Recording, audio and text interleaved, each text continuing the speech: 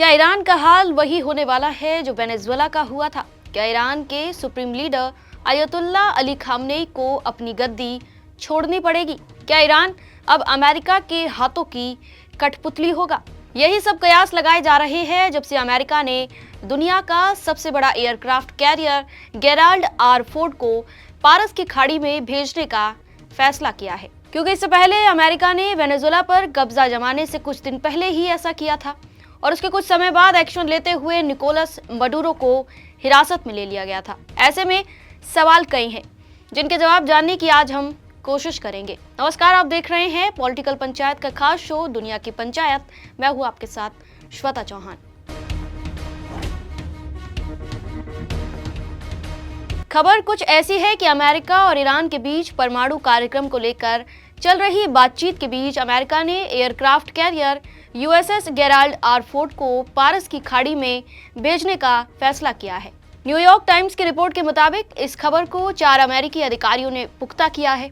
इससे पहले ऐसी खबरें थी कि यूएसएस जॉर्ज H.W. बुश को भेजा जाएगा, लेकिन अब फोर्ड को चुना गया। वहीं राष्ट्रपति डोनाल्ड ट्रंप ने साफ कहा है कि अगर बातचीत फेल हुई तो अमेरिका ईरान पर हमला करने को तैयार है। ट्रंप ने ये बात इजरायली चैनल N12 को दिए इंटरव्यू में कही थी। उन्होंने यह भी कहा था कि या तो हम डील करेंगे या बहुत सख्त कदम उठाएंगे, जैसे पिछली बार उठाया था, और अगर ईरान के साथ बातचीत फेल हुई तो सैन्य कार्रवाई होगी। ट्रंप के बयान और एयरक्राफ्ट की तैनाती भी इसी ओर इशारा कर रही है कि ईरान में वाकई में कुछ बड़ा होने वाला है। वहीं राष्ट्रपति डोनाल्ड ट्रंप ने शुक्रवार को नॉर्थ कैरोलिना में एक बेस पर अमेरिकी सैनिकों से बात करते समय कहा था कि ईरान के साथ डील करना मुश्किल रहा है।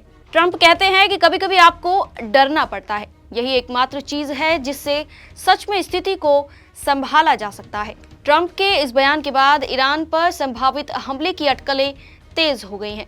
हालांकि जब अमेरिकी मिलिट्री ऑपरेशन की तैयारी पर व्हाइट हाउस से सवाल किया गया तो व्हाइट हाउस की प्रवक्ता एना केली ने कहा कि ईरान के मामले में राष्ट्रपति ट्रंप के पास सभी विकल्प मौजूद हैं, पर पेंटागन ने हमले के बारे में कुछ भी खुलकर कहने से साफ इनकार कर दिया है। लेकिन पिछले उदाहरण इस बारे में संकेत देते हैं। अमेरिका ने पिछले साल जून में जब ईरान के परमाणु ठिकानों पर हमले किए थे तो इस इलाके में 2 एयरक्राफ्ट कैरियर भेजे गए थे। हालांकि जून में किया गया हमला मिडनाइट हैमर ऑपरेशन केवल एक बार हमला था।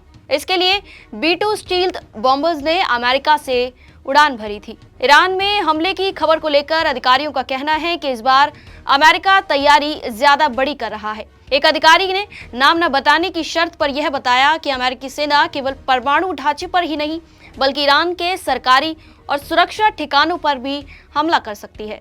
बता दें कि ईरान की मुद्रा के मूल्य में भारी गिरावट के बाद 28 दिसंबर 2025 से ही विरोध प्रदर्शन चल रहे हैं। इन विरोध प्रदर्शनों की वजह बढ़ती मुद्रास्फीति, आवश्यक सेवाओं के सरकारी कुप्रबंधन और बिगड़ती जीवन स्थितियां हैं।